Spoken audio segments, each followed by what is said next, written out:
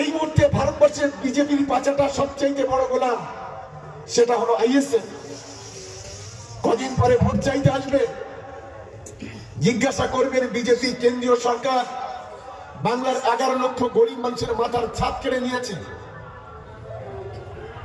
2 লক্ষ হাজার কোটি টাকা বন্ধ করে রেখেছে, গ্রামের রাস্তাঘাটের টাকা বন্ধ করে দিয়েছে, বার্ধক্য ভাতা বিধবা ভাতার টাকা বন্ধ করেছে, মিড ডে মিলের টাকা বন্ধ করেছে, এই WBSCDL বিদ্যুতের টাকা বন্ধ করেছে।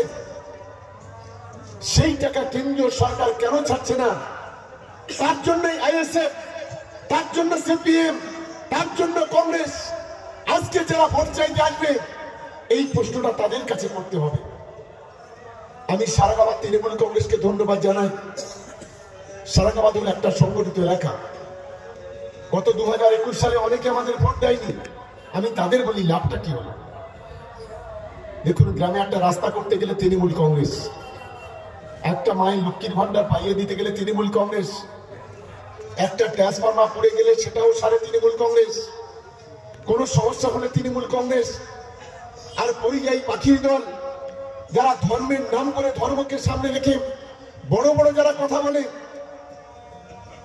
তারাই, তাদেরকে আপনারা অনেকেই ভোট দেন। এটাই হচ্ছে আমাদের কাছে সবচেয়ে বড় লজ্জা। আজকে যারা ফুরফুরা শরীফকে যারা ঢাল করে, আমি তো মনে করি এই নৌসাদ বলি, আব্বাস বলি, ফুরফুরা শরীফের নামটা যদি পিছন থেকে যদি সরিয়ে দেওয়া যায়, ফুরফুরা শরীফকে যদি এরা ঢাল না করে, তাহলে একজন সাধারণ কর্মচারীর যে মূল্য আছে এদের, সেই কর্মচারী এদেরও সেই মূল্য নেই। শুধুমাত্র দাদা হুজুর কেবলার নাম করে আজকে রাজনীতি করছে, প্রতিটা মুহূর্তে মিথ্যে কথা বলছে।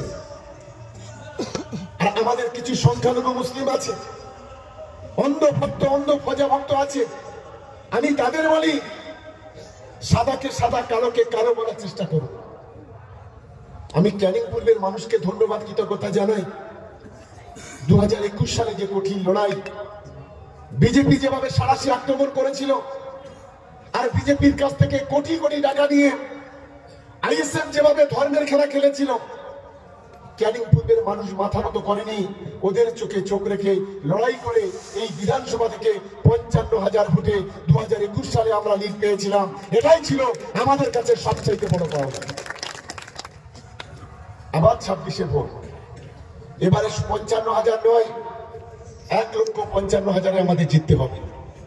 এটাই হচ্ছে আমাদের টার্গেট।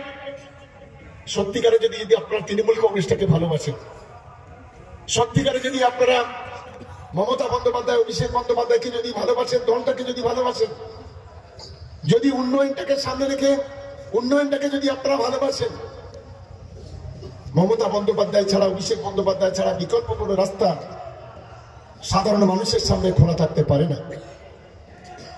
কারণ তারা ধর্ম নিরপেক্ষতার কথা বলে, তারা একতার কথা বলে, ঐক্যের কথা বলে, তারা শান্তির কথা বলে, ভ্রাতৃত্বের কথা বলে, বন্ধুত্বের কথা বলে, একতার কথা বলে।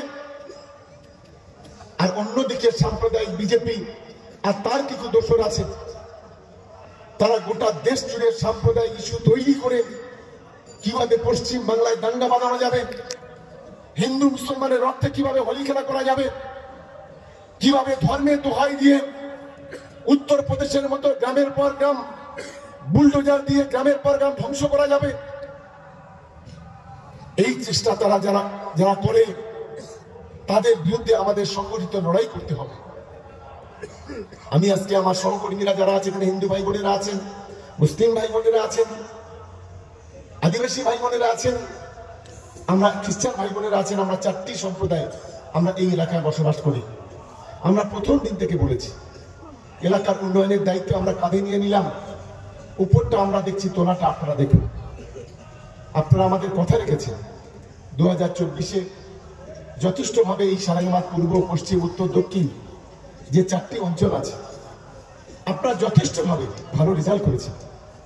আমার অনুরোধ, এই 4টে মাস প্রত্যেকটা বুথ কমিটিকে শক্তিশালী হতে হবে। এখানে 2-4 জন যারা বিরোধিতা করেন, তাদেরকে করতে দিন, কোনো আপত্তি নেই।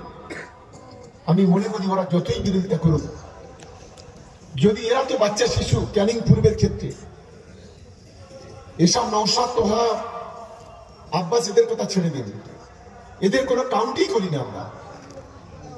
একটা পাগলের মূল্য আছে তো এদের কোনো মূল্য নেই। এরা ছোট বড় নিজ পাগলেরা। যদি আমেরিকা থেকে ডোনাল্ড ট্রাম্প যদি ক্যানিং পূর্বে ভোটে দাঁড়ায়, তারপরেও ক্যানিং পূর্বে তৃণমূল কংগ্রেস জিতবে, এটাই আমার এই আত্মবিশ্বাস তৃণমূল কংগ্রেসের প্রতি, আমাদের কর্মীদের প্রতি আমার অন্তত আছে।